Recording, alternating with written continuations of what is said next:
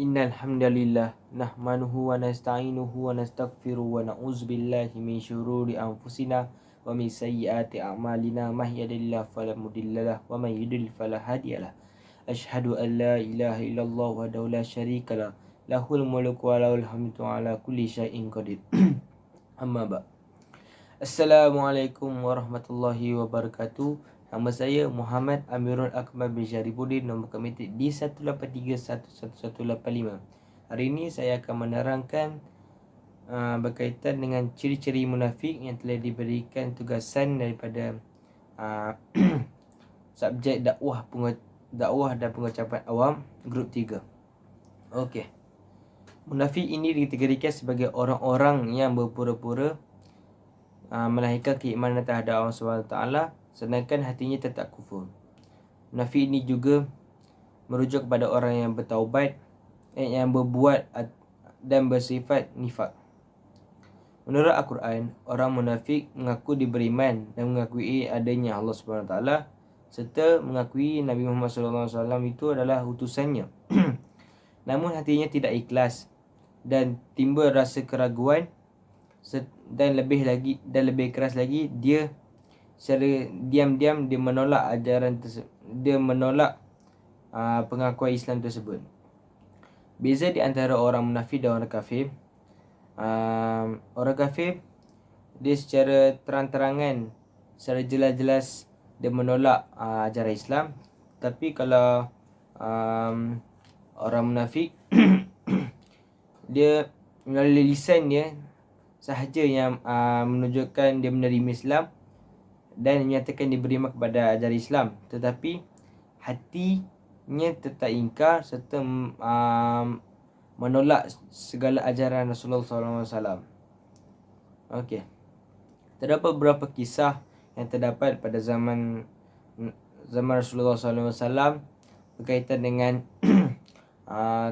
orang munafik. Sewaktu Islam mula berkembang di Madinah, terdapat banyak orang munafik di sana dan dibahagikan kepada dua golongan. Yang pertama, golongan munafik yang terdiri pada golongan Yahudi. Yang kedua, munafik Arab. Golongan munafik ini daripada golongan Yahudi, daripada kelompok Yahudi. Dia merasakan diri mereka lebih tinggi dan lebih hebat dibandingkan dengan yang lain, serta kehidupannya lebih makmur, sehingga merasakan darjat mereka lebih tinggi dan lebih pintar daripada orang-orang penduduk Arab yang asli. Golongan munafik lainnya berasal dari kelompok Arab Madinah di bawah pembinaan Abdullah bin Ubay. Sebelum itu, kalau kita ingin melihatkan yang lebih lanjut di dalam ciri-ciri munafik, yang pertama, ciri-ciri munafik dalam Quran dalam surah Al-Ahzab terbagi kepada 3. Tapi kali ini kita akan melihat ciri-ciri munafik sebanyak terdapat 7 ciri-ciri yang kita boleh kaitkan. Ciri-ciri yang pertama, dia mengingkari janji. Perkara itu sulit sama sekali dipercayai apabila kita ditepati. Orang munafik akan cenderung sulit memegang janji sendiri, terlebih pada semua janji yang telah dilakukan ke atas banyak orang. Terdapat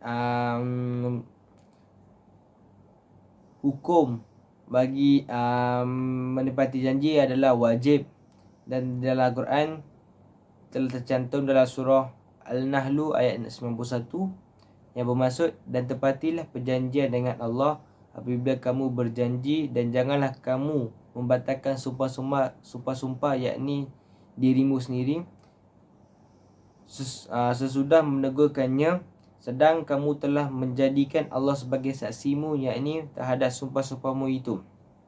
Sesungguhnya Allah mengetahui apa yang kamu tepati, apa yang kamu perbuat. Maafkan saya. Ciri-ciri yang kedua, dia bersifat dusta. Dusta atau berbohong adalah tindakan yang tidak disukai oleh Allah SWT selain pada ingkar janji. Itulah kenapa ada manusia juga yang sering melakukan perbuatan berbohong. Di dalam hadis riwayat Bukhari dan Muslim, tanda-tanda orang munafik ada 3. Salah satunya adalah jika dia berbicara dia mendustai. Ada terdapat banyak motif kenapa orang yang berbohong ni dia terlepas daripada itu. Berbohong ni sudah pasti kita tahu tindakan dia. Kita dapat mengetahui apabila seorang itu berbohong dan dia agar melawan segala perbicaraan yang kita percaya tersebut, menjadikan apa yang dikatakan. Di dalam surah Al-Ahzab ayat 24, Allah Ta'ala berfirman yang bermaksud supaya Allah memberikan balasan kepada orang-orang yang benar itu kerana kebenarannya, dan menyesal orang munafik jika dikehendakinya atau menerima taubat mereka. Sesungguhnya Allah adalah Maha Pengampun lagi Maha Penyayang. Dan ketiga, ciri-ciri orang munafik yang ketiga ialah khianat. Khianat adalah lawan daripada amanah. Jika amanah adalah melaksanakan kewajipan yang sudah diberi tanggungjawab kepada seorang, maka apabila seorang itu khianat, sebaliknya ia berlaku curang atau membatalkan kewajipannya sendiri. Itu adalah satu-satunya ciri-ciri orang munafik. Semua hal yang menikmati di dunia ini tersebut, selain daripada kerja keras dan berusaha, itu adalah satu bentuk titipan daripada Allah SWT. Bila Allah SWT telah menitipkan sesuatu kepada kita, sudah sepatutnya untuk menjaga segala amanah tersebut di dalam kebaikannya. Di dalam Quran surah An-Nisa ayat 58, Allah telah berfirman yang bermaksud, sesungguhnya Allah menyuruh kalian menyampaikan amanah kepada yang berhak menerimanya. Maksudnya setiap orang yang memegang jawatan dalam suatu pentadbiran, ia hendaklah melaksanakan dengan bersifat berlakunya adil dan sama. Dia tidak boleh sambil lewa je, kerana amanah itu akan disoal di akhirat kelak, di hari akhirat kelak nanti. Dan keempat, ciri-ciri orang munafik iaitu dia malas beribadah. Selain dia berbohong atau berdusta dan berkhianat, orang yang malas beribadah pun termasuk salah satu ciri-ciri orang munafik. Di dalam Quran surah An-Nisa ayat 142 yang bermaksud, Allah Ta'ala berfirman, sesungguhnya orang-orang munafik itu menipu Allah, dan Allah akan membalas tipuan mereka. Dan apabila mereka berdiri untuk bersolat dan berdiri mereka untuk melakukan itu dalam keadaan yang malas, mereka bermaksud riak, yakni dengan solatnya di hadapan manusia, dan tidaklah mereka menyebut Allah kecuali sedikit sekali. Maksudnya dia macam khusyuk dan melakukan solat itu di hadapan orang. Dia macam berpura-pura macam alim lah di depan orang ramai. Kalau di bukan halayak orang ramai, dia solat macam ibarat macam burung belatuk. Dia solat gurbu tak ada tumaninah. Dan kelima, dia bersumpah palsu. Di dalam Al-Quran surah Al-Munafiqun ayat 2, Allah Ta'ala berfirman yang bermaksud, mereka itu menjadikan sumpah mereka sebagai perisai, lalu mereka menghalangi manusia dari jalan Allah. Sesungguhnya amat buruklah apa yang telah mereka kerjakan. Okey, dan terakhir, mereka ni sering